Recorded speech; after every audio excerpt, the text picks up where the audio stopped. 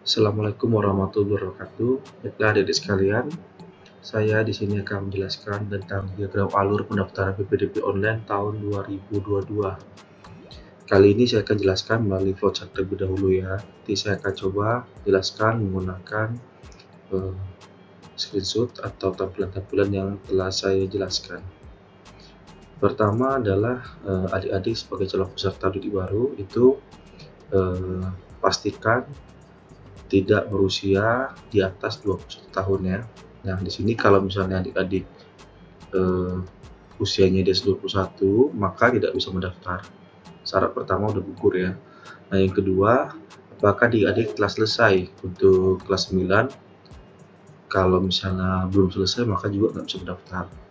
Nah, kalau adik-adik yang sudah selesai kelas 9, maka apakah adik-adik lulusan dari luar Kepri?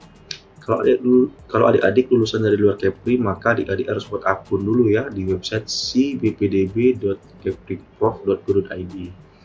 Nah, kalau adik-adik itu tidak dari luar Kepri, maka apakah adik-adik itu lulusan tahun lalu? Kalau iya tahun lalu, maka buat akun juga. Kalau misalnya adik-adik itu adalah lulusan non formal atau paket B, maka adik-adik juga harus buat akun di website cppdb.kepri.go.id. Nah, kalau adik-adik tidak lulusan dari non formal atau paket B, maka adik-adik langsung bisa login ya. Loginnya itu ada NIS dan password. Kalau untuk NIS adik-adik ya, NIS adik-adik itu sudah dapat ya, udah tahu lah ya. Kemudian passwordnya itu adalah tanggal, bulan, dan tahun lahir di cppdb.kepri.go.id. Nah, nanti adik-adik akan diberikan 3 jalur pendaftaran. Yang pertama adalah penilaian raport, akademik dan non-akademik. Kemudian jalur keluarga tidak mampu. Dan ketiga jalur bina lingkungan. Nah, kalau adik-adik bisa memilih jalur penilaian raport, akademik dan non-akademik, maka nanti adik-adik harus melengkapi data pribadi, pilih sekolahnya tentunya SMK 7 ya, cari SMK 7 Batam, kemudian pilih 3 jurusan, wajib ya 3 jurusan, dan upload berkas. Yang pertama scan KK asli, kartu keluarga ya, kemudian scan ijazah atau SKS asli, kemudian scan sertifikat ini jika ada. Nanti poin-poinnya juga saya akan jelaskan di berikutnya. Setelah itu, scan raport dari semester 1 sampai semester 5. Kemudian ukurannya untuk scan itu maksimal 1 mega. Dan setelah ini selesai, maka konfirmasi data. Kalau sudah selesai, maka adik-adik cetak bukti pendaftaran. Setelah cetak bukti pendaftaran, maka tunggu diverifikasi oleh operator sekolah. Kalau data adik-adik lengkap, ya, maka data berhasil diverifikasi operator sekolah. Dan diumumkan ya, Nah, kalau misalnya adik-adik itu data belum lengkap, maka atau datanya ada yang salah atau yang nggak benar ya, maka akan ditelepon oleh operator sekolah untuk melengkapi data. Dan adik-adik harus ulangi lagi, login lagi ya, login lagi ulang, terus pilih lagi ulang ya, penilaian, lengkapin lagi, baru sampai data lengkap.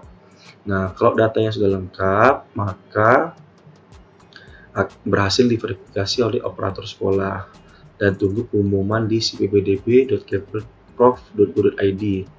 Nah, kalau adik-adik tidak lulus, maka adik-adik bisa daftar ke SMA dengan jalur zonasi. Kalau adik-adik lulus, itu daftar ulang ya. Nah, namun kalau adik-adik tidak daftar ulang, maka dinyatakan mengundurkan diri ya.